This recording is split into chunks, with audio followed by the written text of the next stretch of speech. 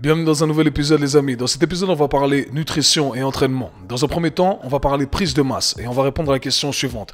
Comment organiser une prise de masse correctement? Dans un deuxième temps on va parler de plateau. Dans l'industrie du fitness le terme plateau est utilisé pour faire référence à une phase de stagnation. Et on va répondre à la question suivante. Comment agir lorsqu'on atteint cette phase de stagnation? Mais avant de commencer l'épisode, j'aimerais passer la petite annonce ici. J'ai lancé les inscriptions pour la 3e vague de mon programme Mentorship. J'ai créé une formation pour les coachs et les thérapeutes et également les coachs et thérapeutes en devenir. Si vous désirez transitionner dans cette belle industrie du sport et de la santé, eh bien je pense que cette formation est faite pour vous. J'ai mis cœurs et âmes et je suis convaincu à ce jour que c'est la meilleure formation que vous puissiez faire. Je tiens à dire qu'à l'heure actuelle, les 3/4 des places sont déjà parties. Premier arrivé, premier servi. Donc ne tremblez pas si vous voulez ramener votre carrière au next level. Je laisse le lien d'inscription dans la description de ce podcast-là et je me réjouis de partager avec vous. On continue avec l'épisode d'aujourd'hui. Donc on va commencer par parler de prise de masse. Et c'est un truc qui est très marrant pour moi dans l'industrie du fitness parce que on parle beaucoup de prise de masse, on parle de perte de poids, etc. Il y a beaucoup de confusion là-dedans, beaucoup de confusion dans la pratique et dans la théorie. Donc, je vais essayer de vous donner les deux, vous expliquer pourquoi on ne peut pas appliquer les mêmes règles qu'on applique lorsqu'on fait une perte de poids dans la prise de masse et comment on doit organiser le tout selon moi. Et ça me fait très rire parce qu'à chaque fois qu'on parle de prise de masse, eh bien, chaque hiver, et c'est pour ça que je fais cet épisode à ce moment-là, parce qu'on est encore dans cette période hivernale, et c'est ce moment-là où on prend de la masse, parce qu'on n'a pas besoin de montrer son corps, après tout, ok? On est caché, on a des pulls, on a des vestes, etc. Donc c'est très facile de cacher son corps, on prend un peu plus de masse grasse, et il y en a qui accumulent encore plus de masse grasse, parce qu'ils pensent que pour faire une prise de masse, eh bien, on doit consommer énormément de calories, énormément d'énergie pour pouvoir construire du muscle. Et du coup, on voit à la salle de sport ces gars qui s'entraînent avec des pulls et on leur demande ouais, qu'est-ce que tu fais? Ouais, je suis en prise de masse. Non, t'es pas en prise de masse, t'es en train de devenir gros là. T'as accumulé beaucoup de gras parce que t'as une mauvaise conception de ce qu'est la vraie prise de masse. Et ça me fait rire parce que on m'a souvent posé la question en me disant hey Kev, comment tu fais pour être sec toute l'année? Et c'est vrai que moi et certains de mes amis, mes collègues, etc., on est sec relativement toute l'année. Il n'y a pas de prise de masse, il n'y a pas de perte de poids particulière, ou sinon ça se fait à des échelles qui sont très basses. Et c'est pas, on ne fait pas ça, je dis pas ça en me vantant, je dis tout simplement parce qu'on n'est pas obligé de faire des prises de masse absurdes et des pertes de poids absurdes en fonction de là où on se trouve. Okay? Donc je vais donner différents avatars et je vais expliquer le tout. Commençons par la théorie. Quand on parle de perte de poids, eh bien, on l'a compris, on doit faire un déficit calorique, okay? C'est-à-dire qu'on doit dépenser plus d'énergie que l'énergie qu'on consomme. Et à partir de là, on va perdre du gras, okay? Et le gras, ce n'est que le stock d'énergie que le corps a, que le corps nous a donné. Maintenant, ce qu'il faut comprendre, c'est que lorsqu'on fait une perte de poids, une perte de gras, eh bien, on peut créer un grand déficit. On peut créer un déficit de 1000 calories, 1500 calories, si on va aller dans les extrêmes, ok? On peut faire ça et on va perdre du gras. Et la mauvaise conception qu'on a ici avec la prise de masse, c'est que on pense qu'on peut prendre du muscle aussi rapidement qu'on perd du gras. Et c'est totalement faux. Du coup, on utilise la même logique, mais pour un phénomène qui est totalement différent. Du coup, on se dit, ah, je vais faire une prise de masse, et ben là, je vais consommer 1000 calories en plus, 1500 calories en plus. Mais ce qu'il faut comprendre, c'est que vous ne construisez pas du muscle à la même vitesse que vous perdez du gras. Ça prend du temps à construire du muscle, ok? En une année, on va prendre très peu de masse musculaire. C'est comme ça. On ne peut pas aller plus vite que la musique, ok? C'est la physiologie du corps humain. Ça prend des années pour construire des kilos et des kilos et des kilos de muscles. En une année, en fonction de votre niveau, si vous ne prenez pas de drogue, bien entendu, eh bien, éventuellement, vous allez construire 4 kilos de muscles, ok? 3-4 kilos de muscles pour ceux qui s'entraînent régulièrement, de manière assidue, qui font les choses correctement. Pour ceux qui ne font pas les trucs correctement, bien entendu, ça va être moins que ça. Du coup, si vous créez un surplus qui est trop important, eh bien entendu, vous allez stocker du gras et vous n'allez pas prendre de masse musculaire. Et voilà pourquoi on se retrouve avec ces gens qui font des prises de masse et qui se retrouvent à stocker beaucoup plus de gras que de prendre du muscle. Et c'est vrai que pour prendre du muscle, si on veut construire plus de muscle, eh bien on doit être dans un certain surplus calorique. Pourquoi? Parce qu'on doit analyser le tout à travers la lentille de la thermodynamique, une des branches de la physique. Pour perdre du gras, tout est une question d'énergie. En physique, tout est une question d'énergie. Je le fais en très vulgarisé ici. Mais pour perdre du gras, en gros, on doit créer ce déficit calorique et on perd de l'énergie. Quand on consomme de la nourriture, on consomme de l'énergie. Okay? Maintenant, si on veut avoir plus de trucs, si on veut avoir plus de masse musculaire, eh bien, on doit amener plus d'énergie à notre corps, d'accord? Donc, on doit aller au-dessus de notre état de maintenance. Donc, ça, c'est très clair là-dessus. On doit être dans un surplus calorique. Maintenant, ça va dépendre de où vous commencez, ok? Si vous commencez dans un état où vous avez déjà un certain pourcentage de masse grasse qui est conséquent, eh bien, dans ce cas-là, ça n'a aucun sens de rajouter plus d'énergie dans votre corps pour le transformer en muscle. Parce que vous avez déjà beaucoup de réserves d'énergie dans votre corps.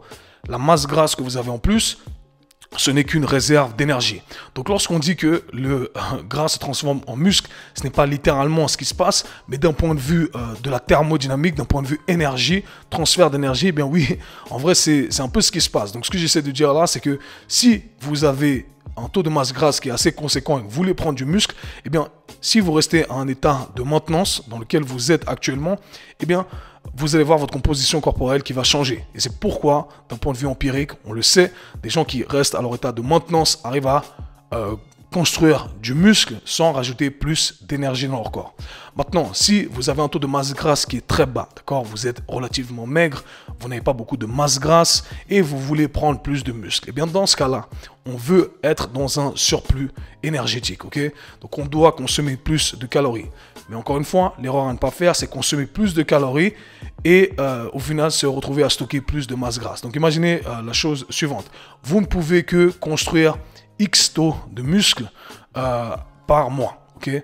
Par conséquent, ce X taux de muscle représente une certaine quantité de calories. Vous voulez consommer exactement cette quantité de calories. Malheureusement, je ne saurais pas vous dire exactement ce qu'est cette quantité de calories, mais d'un point de vue empirique, je peux vous dire ce qui fonctionne. Pour que vous restiez sec toute l'année et que vous construisiez du muscle. Avant de donner ces techniques-là, ou les chiffres exacts que je vous recommande, eh bien, je tiens à dire que pour beaucoup de gens qui ont une bonne relation avec leur corps, avec la nourriture, eh bien, vous pouvez le faire sans rien traquer, ok? Il n'y a pas besoin de traquer. Vous vous entraînez à la salle, vous avez un peu plus faim que d'habitude, vous mangez. C'est votre corps qui vous dit « Hey, j'ai un peu plus faim » et vous allez construire un beau corps sur le long terme, d'accord? Et vous allez prendre du muscle sans stocker de gras, si vous avez une bonne relation avec la nourriture. Maintenant, si vous voulez structurer le tout, vous ne savez pas trop où vous en êtes, à chaque fois vous essayez de faire une prise de masse et des pertes de poids, etc. Ça, c'est pas bien organisé. Donc là, on va utiliser les chiffres, on va utiliser les maths et on va voir comment organiser le tout. Donc le premier truc à savoir, c'est qu'on doit connaître notre base de référence. Donc on va traquer nos calories et on va savoir, ok, là, quand je consomme X nombre de calories, je ne prends pas de poids, je ne perds pas de poids. Donc ça, c'est notre base de maintenance, c'est notre référence. Et à partir de là, si je veux prendre de la masse musculaire et que je suis dans ce groupe-là de personnes qui a une masse grasse qui est relativement basse, eh bien, moi, je vous conseille de faire la chose suivante. Axez vos entraînements côté musculation et augmentez votre apport calorique de 5% environ chaque 3 à 4 semaines, ok? Chaque 3 à 4 semaines, on augmente de 5%. Donc si j'utilise des chiffres ici, si disons que votre base de maintenance soit 2000 calories, donc à 2000 calories, je ne prends pas de poids, je ne perds pas de poids. Je vais prendre 5% de 2000 calories, ça fait 100 calories. Je vais augmenter de 100 calories. 100 calories, je me retrouve à la fin de mon bloc d'entraînement, donc un mois, si j'organise, je structure le tout, c'est encore mieux. Un mois, je me retrouve à 2100 calories. Le mois d'après, je vais prendre les 5% encore, ok, et je rajoute les 5% sur les 2100, ok. Et petit à petit, on augmente notre métabolisme basal, on construit du muscle, ok.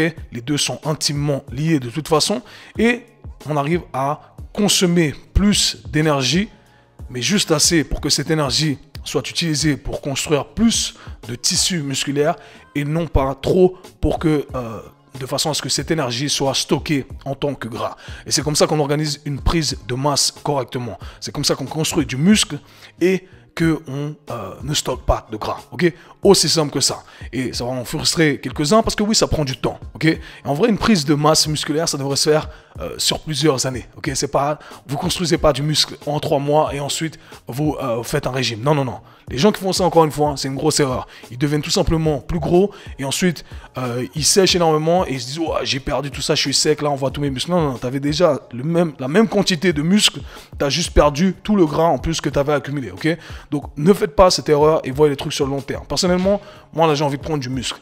Mais ma vision, elle est sur 5 ans. Donc je me dis, sur chaque année, j'arrive à rajouter 2 kilos, 3 kilos de muscle, je suis content. Okay, et on est sec toute l'année. Toute l'année, on enlève notre t-shirt. Il n'y a aucun moment où on s'entraîne en pull parce qu'on a honte, parce qu'on a accumulé trop de masse grasse. Okay, donc petit tips ici, j'espère que vous allez pouvoir l'implémenter dans votre routine pour faire les trucs bien. Faites les trucs bien, ne vous laissez pas avoir par ces conneries, ces mythes qu'on a dans l'industrie du fitness. Passons maintenant à la deuxième partie. Quoi faire lorsqu'on atteint cette phase de stagnation, lorsqu'on atteint un plateau? Eh bien, j'aimerais aborder le tout de 3 différentes façons. D'abord, on va analyser le tout à travers la lentille de l'entraînement et ensuite, je vais donner quelques tips niveau nutrition. D'un point de vue entraînement, eh bien, ce qu'il faut savoir, c'est que le corps s'adapte. Okay, le corps s'adapte au stress que vous allez placer sur ce dernier. Et quand il s'adapte, eh bien, au bout d'un moment, vous n'avez pas le choix. Okay, il faut lui donner un nouveau type de stress pour que le corps puisse s'adapter à ce nouveau type de stress.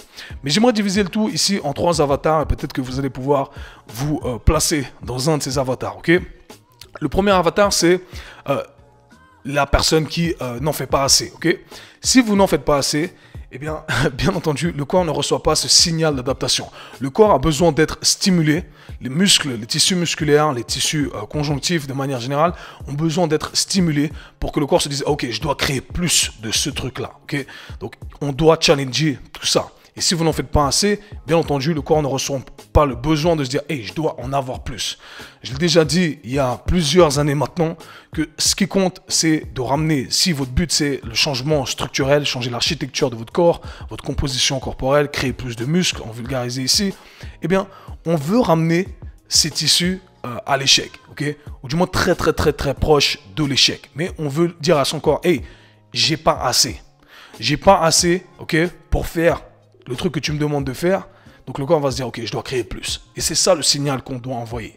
Mais si vous restez dans votre confort, dans lequel vous ne challengez pas votre corps, vraiment, il n'y a aucune raison pour que le corps se dise, ah ok, je dois créer plus. Je dois créer plus de ce truc-là. Je dois être plus performant à ce truc-là, ok? Donc c'est très important de comprendre qu'on doit envoyer ce signal. C'est pourquoi pendant la période de confinement, j'avais sorti un truc avec des élastiques.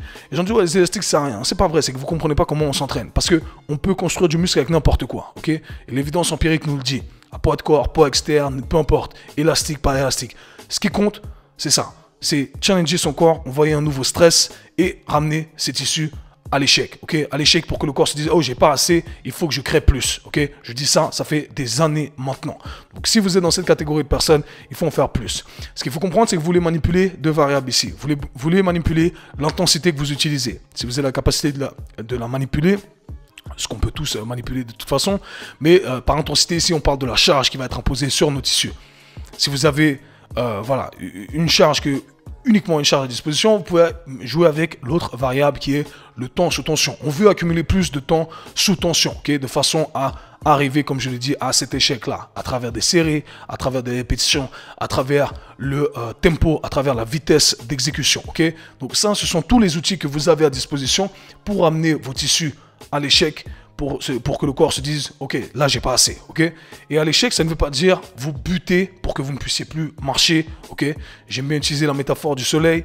Quand on va bronzer, on doit s'exposer au soleil juste assez pour que la peau devienne caramélisée et on a maximisé l'adaptation du jour. Maintenant, si vous restez plus au soleil, eh bien, vous allez tout simplement vous cramer, ok? Donc, ça ne sert à rien de faire plus. C'est d'ailleurs un post que j'ai fait l'autre jour sur Instagram en disant que les dommages musculaires n'étaient pas le facteur important ou un des facteurs qui cause l'hypertrophie. Ce n'est simplement que le bioproduit, le sous-produit des autres facteurs, les vrais facteurs qui créent l'hypertrophie musculaire. Mais sujet pour un autre podcast, j'imagine. Ensuite, deuxième avatar, celui qui fait tout le temps la même chose. Je l'ai expliqué aussi dans les grandes lignes avant. Si vous êtes cette personne qui va à la salle de sport et vous faites à chaque fois la même routine d'exercice. Ça fait 1 an que vous faites la même routine d'exercice. Bien entendu, votre corps ne va pas changer. Okay? Au début, il a changé parce que vous lui avez envoyé un stress, mais là, il ne change plus. Okay?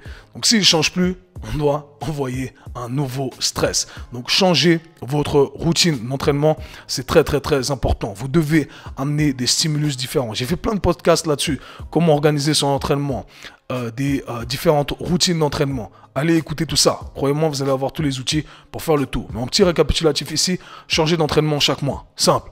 Chaque 4 semaines, nouvel entraînement. Structure d'entraînement. Organisez le tout. Et à chaque fois, votre corps, en fait, il ne va jamais s'adapter. Okay? Il va s'adapter pendant 1 mois. Et ensuite, nouveau stress, nouveau stress. En fait, votre corps, il est tout le temps challengé. Et c'est comme ça qu'il va progresser. Dernière catégorie de personnes, dernier avatar, c'est celui ou celle qui en fait trop. Okay? Si vous en faites trop, eh bien, c'est l'extrême, l'autre opposé de celui qui n'en fait pas assez. Le corps a besoin de temps pour s'adapter, le corps a besoin de temps pour récupérer. Et si vous ne laissez pas à votre corps le temps de récupérer, bien entendu, eh bien, les adaptations ne vont pas avoir lieu, vous n'allez pas permettre à votre corps de créer plus de tissus, etc., etc. Et pour faire le lien avec ce qu'on a dit auparavant, si vous dépensez, et qu'au final, il n'y a pas assez d'énergie qui rentre, vous n'allez pas pouvoir construire plus. Okay? Vous n'allez pas pouvoir construire plus, vous n'allez pas pouvoir performer plus, vous n'allez pas pouvoir construire plus de tissu musculaire parce que vous n'avez pas assez d'énergie qui rentre. Il n'y a que de l'énergie qui sort. Okay? Donc éventuellement, ça peut créer des troubles au niveau de votre système endocrinien, vos hormones qui vont être légèrement déréglées, vous allez avoir certaines adaptations métaboliques, donc votre métabolisme, toutes les réactions chimiques au sein de votre corps vont être atteints, les niveaux de stress vont augmenter, voilà, ça va créer plein de problèmes. Donc il faut savoir voilà, la dose fait le poison, ok? Pas assez, ce n'est pas bien, mais trop, ce n'est pas bien non plus. Donc encore une fois, le meilleur moyen de faire le tout, c'est d'avoir une structure d'entraînement. Je me tue à le répéter, mais il y a des choses qu'on doit répéter toute sa vie, et c'est comme ça, ok? Donc d'un point de vue entraînement, c'est ce que vous voulez garder en tête. Maintenant, d'un point de vue nutrition, ce qu'il faut savoir, c'est que, bien entendu, il y a des adaptations métaboliques quand on fait une perte de poids, par exemple. Okay, je parle de perte de poids parce que je pense que c'est ce qui parle le plus aux gens. Je fais une perte de poids, ça ne vient pas gratuitement comme ça. Okay? Il y a des adaptations, il y a des réactions chimiques qui vont avoir lieu au sein de votre corps, parce que votre corps ne va pas forcément perdre tout le poids que vous voulez perdre, d'accord? Pour le photoshoot, je dis tout le temps, le corps ne sait pas ce que c'est que d'avoir le summer body. Il ne sait pas ce que c'est. C'est vous qui voulez avoir le summer body, mais d'un point de vue évolution du corps humain, il n'y a jamais eu de summer body avant notre époque, ok? Donc, il y a quelques stratégies que vous pouvez utiliser lorsque vous faites une perte de poids, ok? Vous allez maximiser votre déficit calorique, voilà, vous voyez que vous ne perdez plus de poids, vous stagnez. Qu'est-ce qu'on peut faire? Bien entendu, on peut changer la stimulation de l'entraînement, on peut changer quelques variables, peut-être pour dépenser plus d'énergie, augmenter l'apport cardiovasculaire, ok, plus de cardio, ça va dépenser plus d'énergie que les entraînements de musculation. Donc on change simplement un peu le ratio, 60% cardio, 40% musculation, 70%, 70% cardio, 30% musculation, ok. On peut dépenser un peu plus au quotidien, faire de plus longues marches, au lieu de prendre le bus, marcher, etc. Des trucs bien entendu qui vont changer le tour. Maintenant, d'un point de vue nutrition, eh bien, ce que vous pouvez faire, c'est utiliser 2 stratégies que je conseille, qui sont les suivantes. La première est ce qu'on appelle les refeed days, ok, les jours de comment dire ça en français, refeed, réalimentation. Réalimentation, si c'est un terme, si c'est correct, dans le sens où ce sont des jours organisés durant lesquels vous allez tout simplement consommer un peu plus, ok. Vous allez consommer un peu plus tout en restant dans votre objectif de la semaine. Donc imaginons qu'à la fin de la semaine, vous vouliez atteindre 20 000 calories, eh bien on doit être dans ces 20 000 calories, mais le samedi, le dimanche, eh bien je vais consommer un peu plus. En général, je vais consommer plus de glucides ou de lipides, de graisse en fonction de votre préférence, et à partir de là, il y aurait des bénéfices au niveau de votre métabolisme basal. Ça augmenterait votre métabolisme basal temporairement. Donc ça, c'est un truc à inclure, et d'un point de vue psychologique, ça fait du bien. Et on a du succès avec ce genre de stratégie, ok? Donc c'est quelque chose que vous pouvez organiser dans votre semaine. En général, ça peut être les samedis et les dimanches. À l'opposé des cheat days, on ne parle pas de cheat days ici, parce que les cheat days, en gros, ce n'est pas organisé. C'est-à-dire qu'on consomme tout ce qu'on consomme, mais sans jamais vraiment traquer, sans avoir une idée de ce qu'on est en train de consommer, ok? Donc vraiment, il faut distinguer les deux. Maintenant, il y a une autre option qu'on peut utiliser, ce qu'on appelle les diet breaks. En gros, une pause dans la diète, ok? Une pause durant le régime.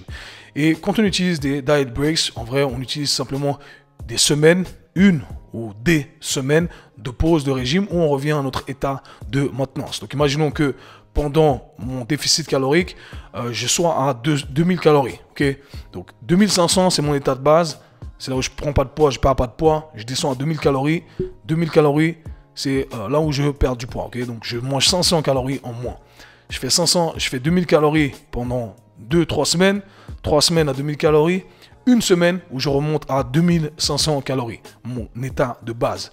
Et ça me permet d'avoir une petite pause, je peux consommer un peu plus et ça permettrait également d'augmenter mon métabolisme basal temporairement. Ça permet d'altérer le fonctionnement de certaines hormones de satiété, d'accord, certaines hormones qui causent la faim également, la leptine, la gréline, etc. Okay, donc ça, ce sont deux stratégies que vous pouvez utiliser sur le court terme pour vous aider à ce moment-là, ok? Et je pense que ça fonctionne très bien, donc je vous invite à les implémenter. Éventuellement, il faut allier le tout, il faut allier l'entraînement et la nutrition, et c'est là que la vraie science du coaching a lieu, d'accord?